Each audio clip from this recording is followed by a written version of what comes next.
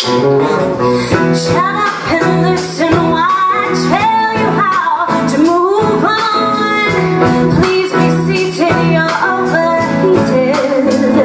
Just pour yourself a drink and try really hard not to think about my eyes, my thighs. Hello there and welcome as ever to Artsword, brought to you by Derwent Valley On Demand.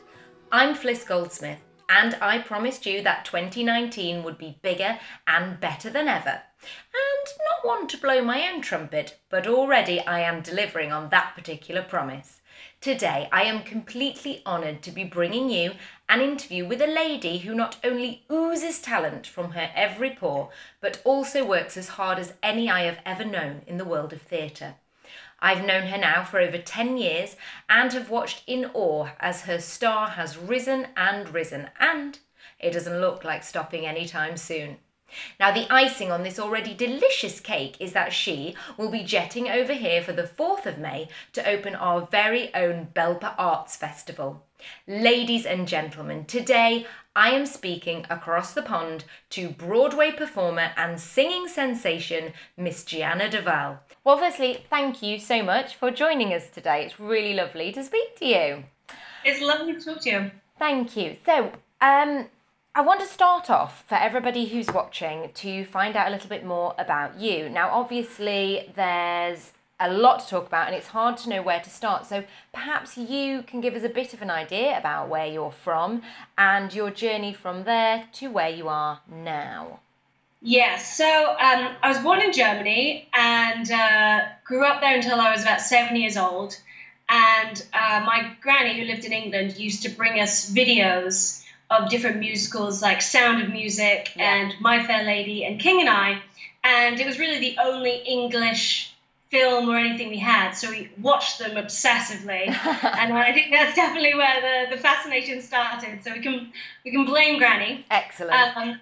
And then when I was 11, I went to a boarding school for performing arts. It's called the Arts Educational School in Tring Park, Hertfordshire. And there've been quite a few great people who've come from there in recent years. It was just sort of this like hotbed of kids who loved theatre, and we worked really hard and had a really good time. And during school, that sort of hobby changed into an absolute determination to do this as a career. And therefore I decided to continue on to drama school and went to LIPA in Liverpool. Hooray! Yes! And that's where we met. Indeed. And then from there, I had the really fortunate luck to work with Andrew Lloyd Webber and Ben Elton in a workshop there that we were doing one of their shows. And because of that, I got an audition for We Will Rock You in London. Yeah. And I did the audition and I got the job. And that was my first job, the We Will Rock You in the West End. And it was baptism of fire. I bet. Because first of all, I was covering 2 roles. If you don't know what covering means, it means you're in the ensemble, but if those leads are sick, then you have to step up and take over the roles for the evening. Absolutely. So you're always sort of like living on the edge of waiting for the stage manager to phone you and say, you know, you're on tonight. It's you. Yeah. It's quite an adrenaline-filled thing being a cover or swing. So anyway, plus I've been in a drama degree, and so to suddenly have to sing in a massive theatre with a band and learn mic technique and everything. Anyway, it was baptism of fire, but absolutely learned so much in that first job.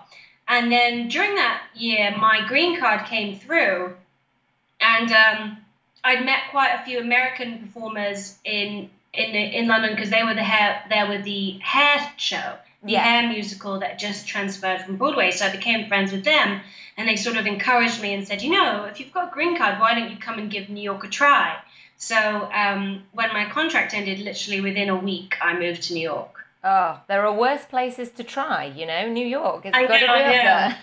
Fantastic. You know, even if I'm just bartending, you know, how fun to be bartending in New York. And it's so funny that it's like a very small, similar to London, but even more condensed where the theatre district is. So you can do these open calls without an agent, and you literally line up in Times Square. Yeah. It's pitch black outside. You have to get there like 3, 4 a.m. and put your name down. It's very exciting. That's how I booked my first job, through one of those. Fantastic. And now, since you've been there, I know that you have appeared in a host of musicals that people will have heard of, including Wicked and Kinky Boots, and of course American Idiot. Do you have, I know it's probably really hard, but do you have a favourite role so far? And what was it about that character that really spoke to you? Well, I think my favourite, I have to say American Idiot is up there because, well, one, it was my first show. Yeah. And sometimes when you're in the show, yes, a character is a wonderful thing to dive into, but often it's the experience of the whole show and the cast and what that show means and everything. And that creative team had done such a wonderful job at instilling the importance of that show into everyone involved. So there was such passion and such belief in it that we were doing a really extraordinary piece of art. Yeah. And that's really exciting to join when everyone involved feels that way about it. That's really interesting to actually get a perspective of the feel of the whole show matters just as much as the actual individual characters within it. Yes, absolutely. Fantastic. So, as a musical theatre performer, we know obviously that you have to sing at an incredibly high standard, but you also have to be able to move, to dance, and to act. So you are what they sometimes call a triple threat. You have to be able to do all of it at the same time to a very high level. So that takes not only raw talent, but a huge amount of dedication and motivation. So what was it that kept you wanting to pursue that career, even though, you know, it can be incredibly demanding? Yes, I think, well, as you said, the more strings to your bow, the more you can work. So, you know, if you can play an instrument, if you can dance, if you can act, you can sing, those are all things that are wonderful, and it just means you're more employable. Yeah. But I don't think you have to be deterred if you can't do one of those things, because you have to start with the talent you have and just keep growing from there. You know, you're not going to be brilliant at all those things and right from the get-go. Maybe you have one thing that you're really good at and keep pushing that and exploring that and just adding to your tool set as you continue to go. And, you know, I hope I haven't stopped growing, and I will keep finding more things. So as opposed to getting to a sort of level and now saying, now I'm ready to audition or ready to work, that's it. It's a life process that's part of being an actor, is growing that toolkit. Yeah, so it's about playing to your strengths, but, you know, adding things as you go all the time, so you're always growing. Exactly. Fabulous. Now, I know that the major project you're currently working on is pretty major indeed. So I'm just explaining to everyone that you are playing the title role in Diana the Musical at the prestigious Jolla Playhouse. So playing Princess Diana is, I imagine, a huge honour and a challenge. So tell us about how you felt about representing such an iconic person. Yes, extremely excited and extremely thrilled and honoured, and just, well, lots of fear emotions in there too. Yeah. And then very quickly, I think as we've been rehearsing or workshops, now we haven't started the official out-of-town rehearsals, but we've done lots of workshops. Yeah. It became very much how I approach any other acting material, which really working on once we'd sort of worked on the piece and what the piece is trying to say and worked on the individual scenes and the relationships and all that, then it becomes personal work of how do I fill out this human and make her a believable and person, you know. So I tried to get all that sort of daunted feelings and fear out the way, because I think they would sort of hold me back in rehearsal. And now it's just about creating the best piece of theatre we can, which is my favorite. Creating theatre is the best part of it, and so I just can't wait for that bit. Excellent. Yeah, well, I believe that the musical is co-written by Joe DiPietro and legendary Bon Jovi musician David Bryan, which adds a really interesting layer to things. So what kind of songs can we expect to come through Diana's journey in this musical? Yeah, so it's obviously he writes with a very modern twist. It's not legit singing, and I'm also not a legit singer. So even though I've faked it in a couple of shows before, but very well, I'm sure. But where I really feel like I sing is a much more pop sound, rock sound. So I don't really know how quite to describe the music, but I would say adjectives I would use would be exciting, full, thrilling, like it's this coming of age story. So the music reflects all those emotions of someone finding their power and then rising to the challenge and realizing their calling. So the music has that real excitement to it. Fantastic. So it sounds quite an energized piece, all in all. Yes, exactly.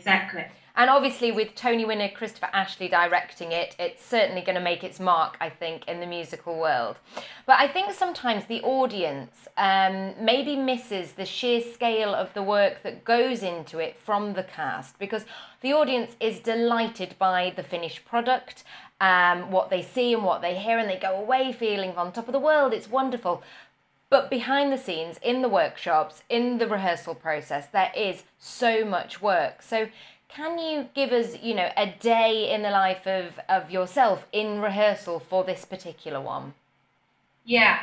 So so rehearsals will kind of be the most full and crazy when we're in previews. Yeah. Because when you're first rehearsing, rehearsals might last from 10 till 6 p.m. during the day. Mm-hmm. And then you have the evenings free to sort of reflect. Once you're in previews, you'll have rehearsals 10 till 6, where you'll make changes, big changes that they're trying to implement and explore. And then you'll do the show that night. Wow. And quite often, they'll put the changes that they tried and rehearsed that day into the show that night. Wow. So it really is sort of intense for that period until you open, and then you just have the show at night. But you sort of just have to get lost in it. The two other out-of-town productions that I've done pre-Broadway have also been outside of New York. So stepping away from your regular New York life, and they put you up in housing and just sort of like not having any of your usual commitments or worrying about trying to fit an audition in the lunch break or anything, like that. Yeah. Just absolutely being like, right, this is what I'm here to focus on, and getting completely immersed in the experience. It feels like drama school. It's crazy. I remember those days. Fantastic. So like you say, it's a hugely immersive process. It takes over your life for, quite a long period of time. What I suppose I want to say is that people are already getting very excited about you coming over here. Because as I mentioned, you're going to be opening our arts festival, which we are super excited about.